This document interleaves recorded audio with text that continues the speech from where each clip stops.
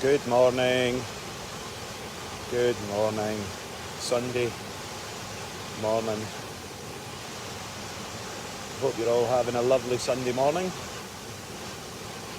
Tucked up with a little cup of coffee. It's absolutely glorious out here this morning. Sun's splitting the trees. It's cool, but morning, Jacqueline. Hope you're well. I was just talking about you last night. You're away working in the mines, I hear. So, good morning. I'll give you a little tour in New Lanark. There we go. Look at that. Here we are, Sunday morning, sometime in April. Jamie Dingwall, good morning. Good morning. Good morning. You miss it, Jacqueline? It's gorgeous, isn't it? Yep, right on our doorstep. Look at this. Morning, Carolyn. Look at this beautiful tree. Isn't it stunning? The waterfall. Hi, Lisa Ann. Good morning, everybody. Good morning, Marcy. Well, I'm glad you've tuned in, Marcy. Let's get us started before we jump into tomorrow. So good morning, everyone. Here we are, reporting live from New Lanark. So, fear of change. I don't know how long I've been doing that for, but I'm starting to get bored of it, so I'm guessing that most of you are. Marcy, morning from Gordon and I. Well, good morning. We're having a little fantasy of you two tucked up in bed together, giggling.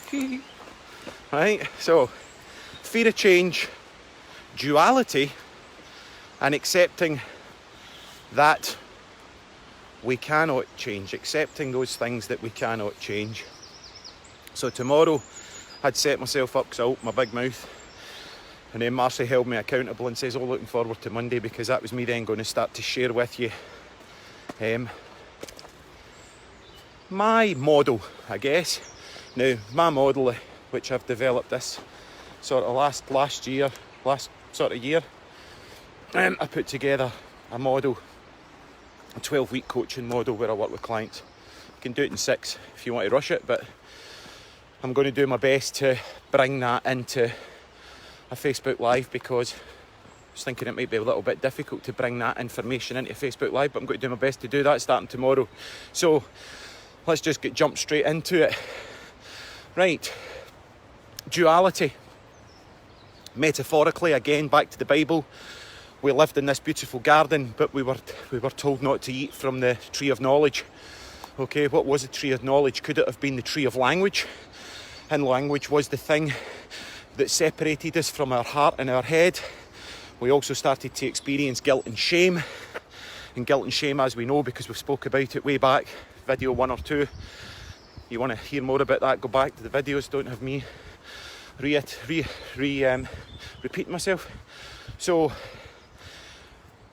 we lived in oneness. We lived in this beautiful garden, this wonderful kingdom where we had dominion over everything, and we were free of fear. And because we were free of fear, we were in a unified field of consciousness where the animals would just come up and reside with us. We'd sleep with the lions. Where the lamb can lie with the lion. Okay? And then we disobeyed this metaphorical God, this energy, this high frequency of love that we had, because we were completely free of fear. And we ate the fruit from the forbidden tree. The tree was the tree of knowledge. Question and theorise on what was that tree of knowledge, what was the serpent. Right. I go way down the rabbit hole with all that stuff, but I'm not going to bore you with it. But I think that tree of knowledge was the tree of language, when you know that language got us, you know, cut off from our head and our heart. You know, the breathing from the deep down in the belly, breathing that keeps us connected and firm. And our breathing started to come up and became a lot more shallow as we got more disconnected from ourselves and who we are. So we then stepped into what is described in the book of Genesis as the fall, as duality. Duality has been something that's been going on throughout history, which I'm cleverly tying in my model from tomorrow that I will share with you when you look at myths and legends and movies that have been box office successes, they all share a very similar story. And I've incorporated that story into my coaching model, and I'm going to share a bit of that with you tomorrow. But when you speak to somebody, you know, most people can relate to the little devil in my shoulder. It's this constant battle. We have two wolves fighting within us. A little boy said to his grandfather, if we have these two wolves fighting within his grandfather, which one will win? And the grandfather said, son, whichever one you feed. Whichever one you feed. So we have inside us the capacity for great evil. We also have inside us the capacity for great doing and love and being. But rather than accepting the shadows that are inside us, that is part of duality, we were taught to repress them rather than accept them. So I'm asking you to just bear with me, that we weren't allowed to be angry. We weren't allowed to be hateful. We weren't allowed to be vengeful. We weren't allowed to have resentments. So we became very good little boys and little girls to appease our mummy and daddy, because that was the way we learned to manipulate. Was the more that we could show that we had repressed the demons, the darkness, the shadows into the deep caverns and recesses of our mind, then we would be accepted, we would be loved. And we became a very good little boy and little girl. What I'm suggesting now is that the amount of energy that it is costing us to keep those dark shadows, those demonic forces behind a door, is actually utilising a lot of our natural energy and our natural resources, our chi, shall we call it. Francis Devine, oh no, more of that stuff. That helps you.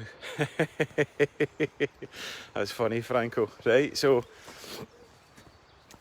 the shadows. What we do is we keep this at bay. So I work as a counsellor, work as a coach.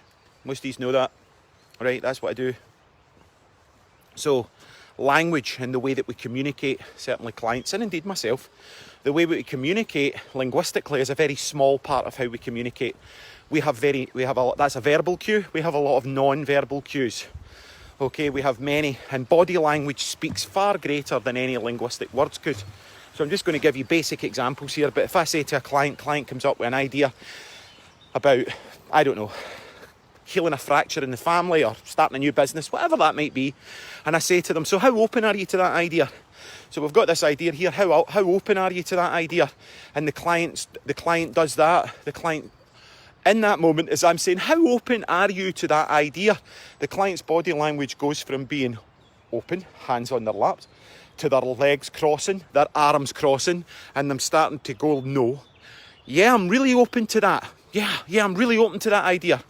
And I'm like, that's interesting. Can I just reflect back to you that when the minute I asked you that, if you just pay attention and come into your body, can you see that the second that I asked you that question there, you closed your body language over to me, you started nodding no, but saying yes, right?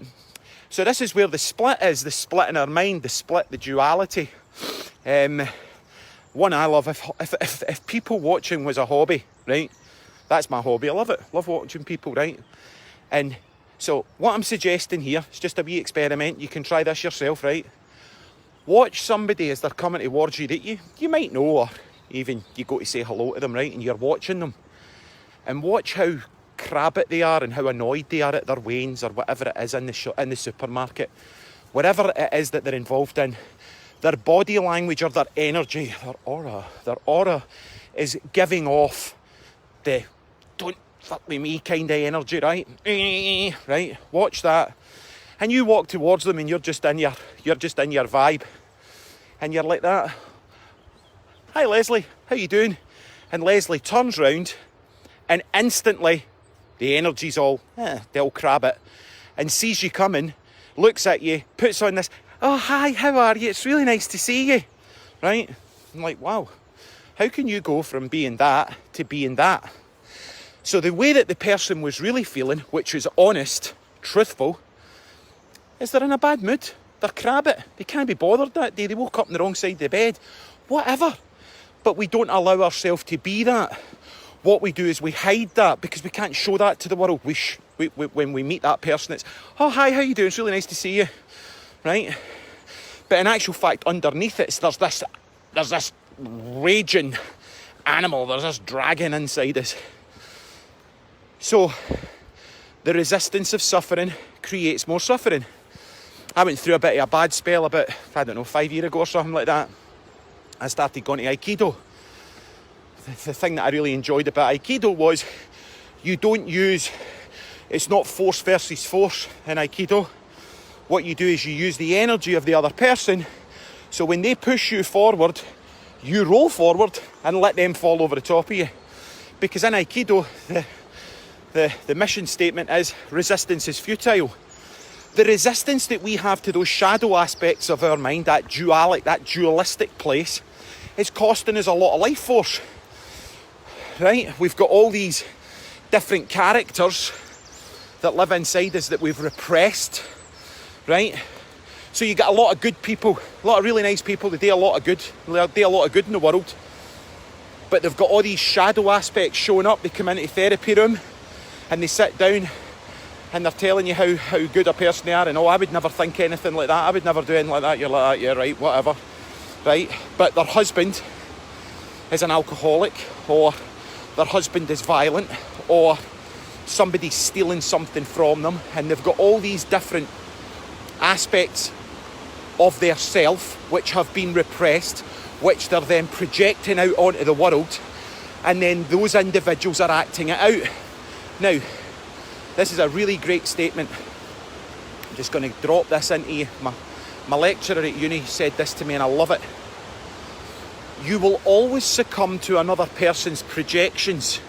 That is not your responsibility. It is your responsibility, however, if you act it out. Okay? So part of our training as a counsellor or a therapist, and a part that I take pretty seriously, is I spend quite a lot of time in my own, so I get to know my own faults, and I get to know my own failings, but I also get to know my own successes. I get to know what kind of things I'm into, right? I'm being kind of hypothetical here, but you're sitting with a client and you've created quite a lot of attunement. There's a lot of attunement there, right? And I know myself relatively well, and I'm sitting there, and you can be working with a client and you just have this feeling that you might want to, you've got this feeling that you're wanting to, let's say for an example, strangle them, right? Now you're not going to act out on that, but it's about learning to feel that feeling and go, is this mine or is this theirs? Is this my stuff or is this their stuff? And when you put it into the room and direct it into the room effectively, and you say something along the lines of, I'm having this feeling, I don't know if it's going to work, I'm going to take a risk here, I'm going to offer you what I'm feeling. I've got this feeling where I want to kind of put my hands around your throat right now, or give you a shake. I've got this feeling that I want to shake you right now. And just at that, the client goes quiet, the tears come, and it's like, that's how my ex-husband Mark was with me. That's how my father, and then you start talking, tell me a bit more about that. I'm curious, I'm wondering. And my father was like that. And what was your earliest memory of somebody shaking you? My earliest memory of somebody shaking me was, right? So we've got all these feelings inside of ourselves, all these things that have happened to us inside of us, and we repress them, and then we project them, right? As my granny said, every time you point a finger, there's 3 fingers pointing back at you. Now, whatever those projections are, if you're able to own them, then you're healing disconnection, because you've disconnected from those aspects of yourself. You're becoming more integrated, which means you're becoming more fuller. Okay, you're becoming a more complete person.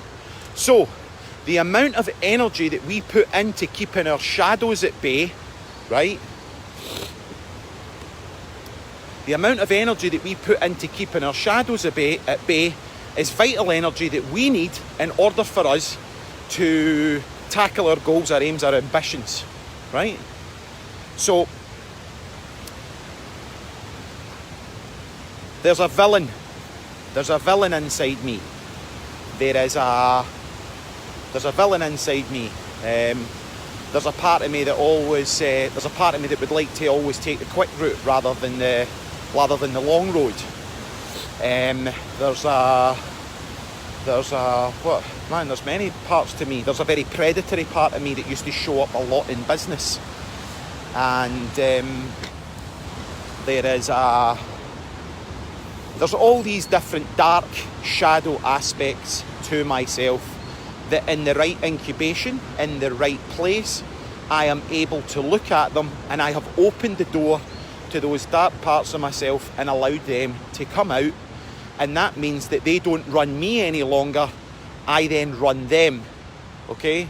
So, like step 1 of the 12-step process, accept the things you cannot accept, right? Acceptance. Accept that you're powerless over, okay? Because what that acceptance does is heals duality. It brings a place of more connection, more oneness, right? So as we're going to be moving into tomorrow, which is starting to tackle these things, fear of change, well, we've become habitualised to a certain programme that we're running. This is who I am. So I have placed so much meaning on I'm a counsellor, right? Or I am a male, or I am a heterosexual male.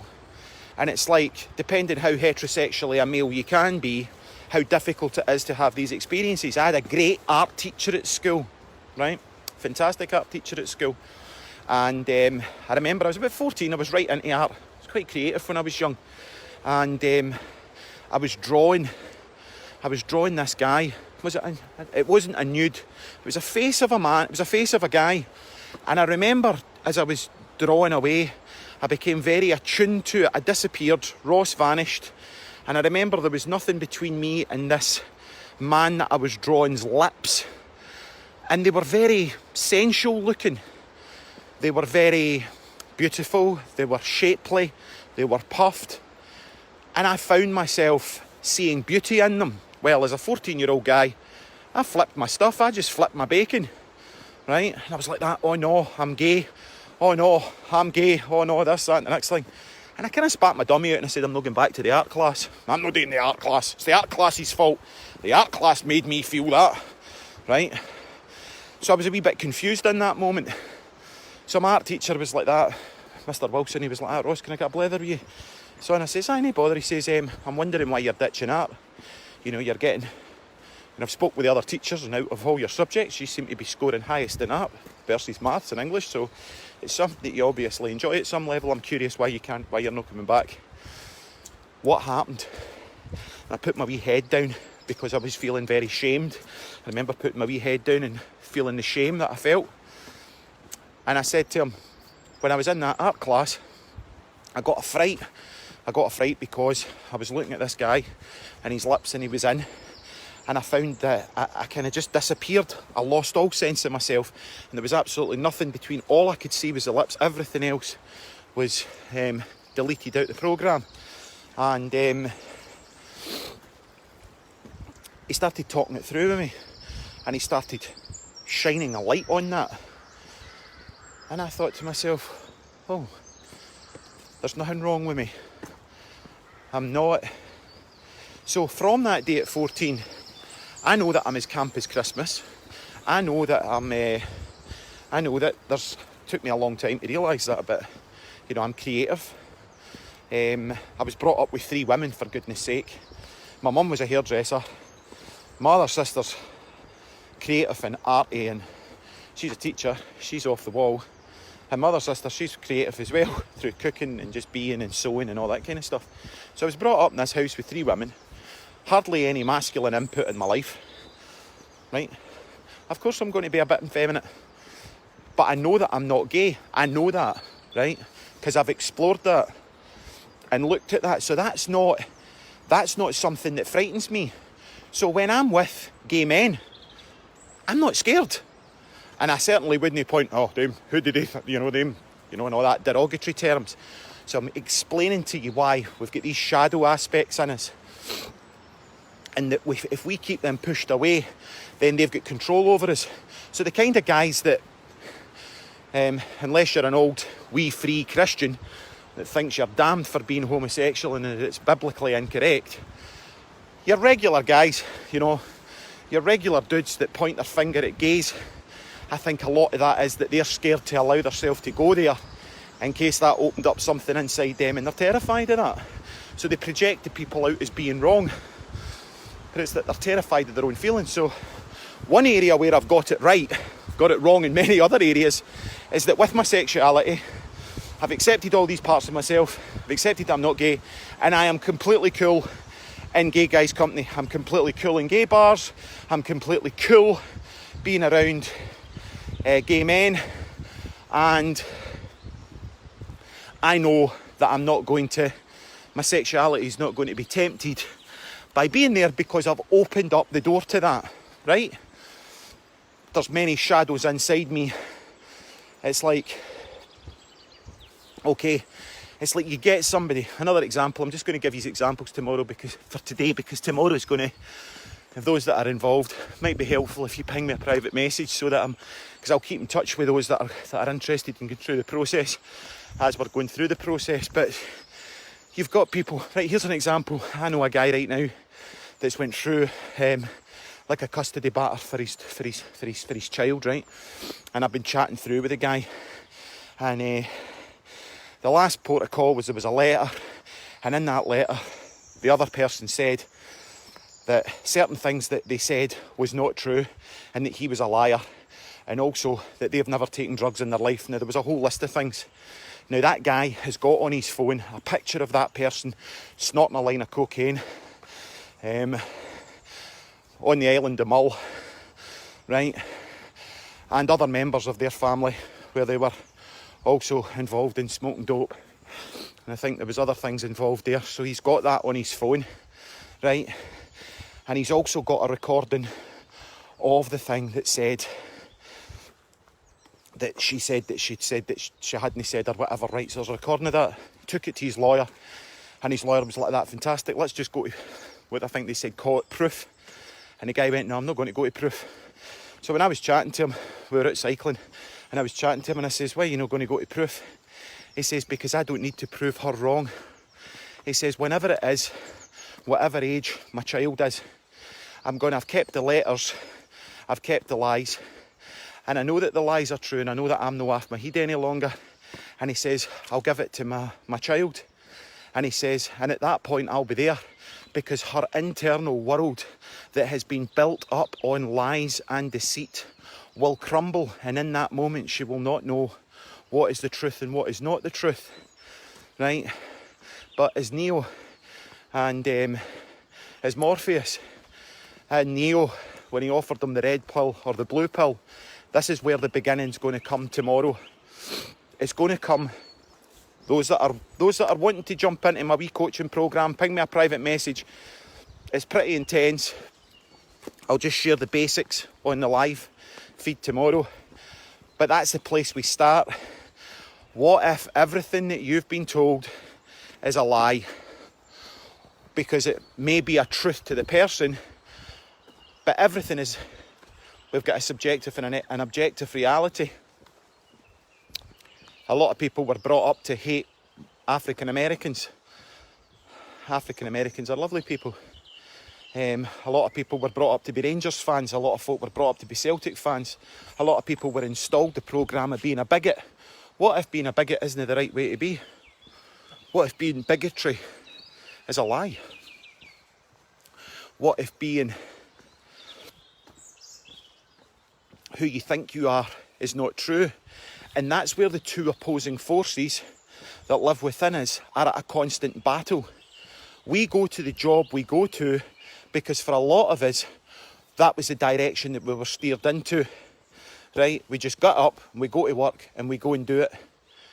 Those that are starting to question, and I'm not saying, just jack your jobs in, it'll all be all right, and just, pray to the Lord, pray to your Lord, and everything will come right. It's not what I'm saying at all.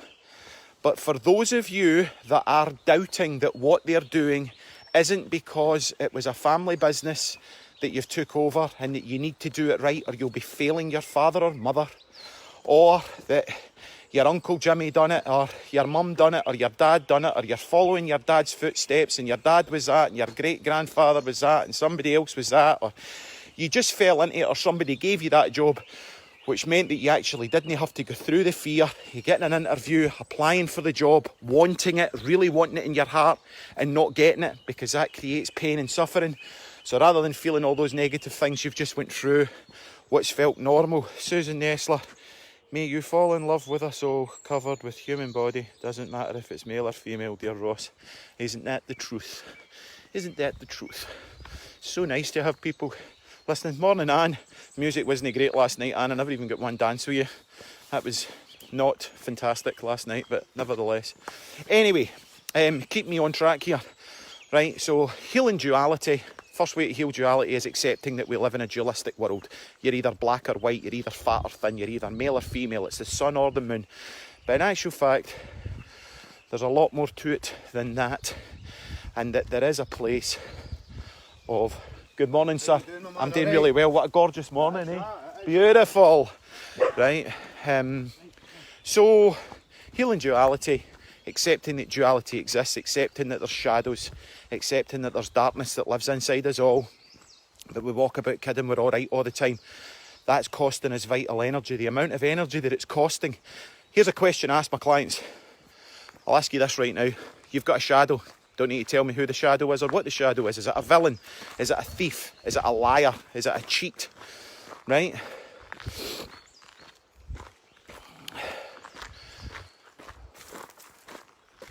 Ask yourself, do I have a villain inside me? Is there a part inside me of something that I've done with little furry animals that I would never tell anybody about? I've got a secret inside me that is haunting me, and even the closest person to me, my priest, my lover, my husband, my wife, doesn't know about it. I've got a secret. Okay? If that's a yes, have you got it hidden underneath the trapdoor? Ask yourself that. Have you got it hidden away? Right? How much energy, on a scale from 1 to 10, 10 being the most energy it could possibly be, is it costing you on a day-to-day, minute-to-minute, hour-to-hour, week-by-week, month-to-month, year-by-year expansion of energy to keep that trapdoor closed?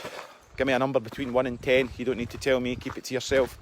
How much energy is it costing you to keep that part of yourself, that secret, all those things that you've done with little furry animals, right, or whatever, right? How much energy is it costing to keep that down? Right, 10 being the most it could possibly be. Got it? Cool.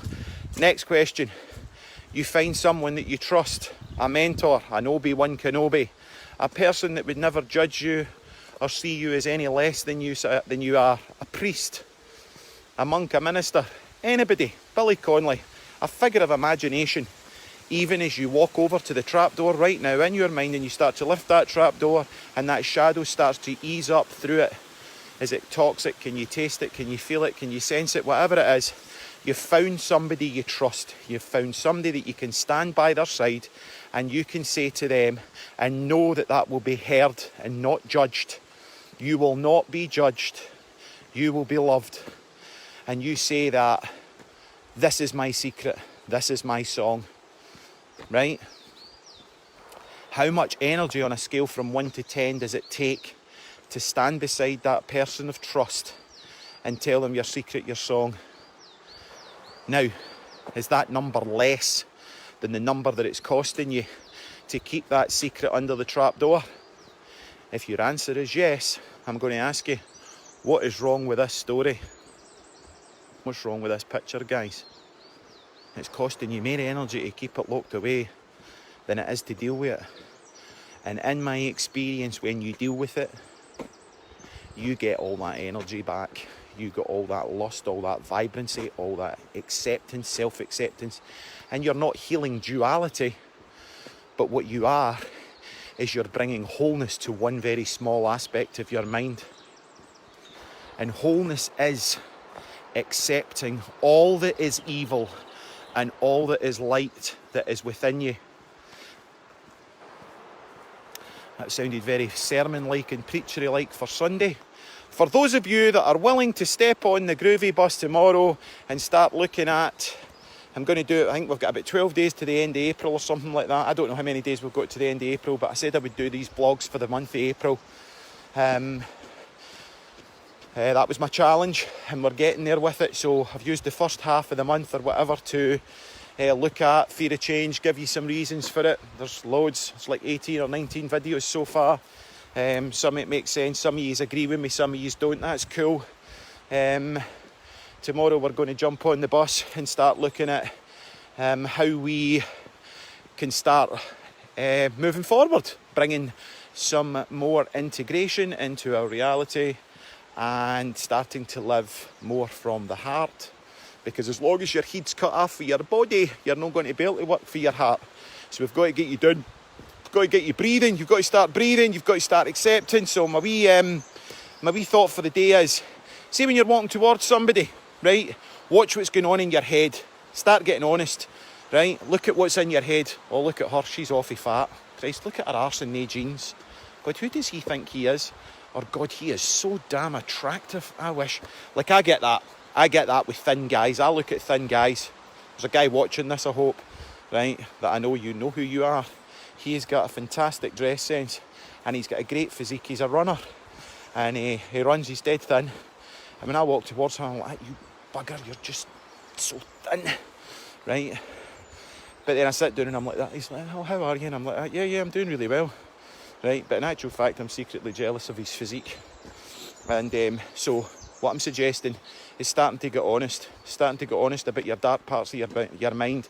When you walk towards somebody, notice that you're judging them, but it's not really them that you're judging, because how can you take the speck of dust out your brother's eye and you're not prepared to take the plank out your own? That was written an awful long time ago, but I even know Christians that sit and gossip and bitch and whine. Right, and then I look at them and I'm like, know what? You don't inspire me with confidence, Mr. Christian guy. I like the word of Christ, I like the Bible.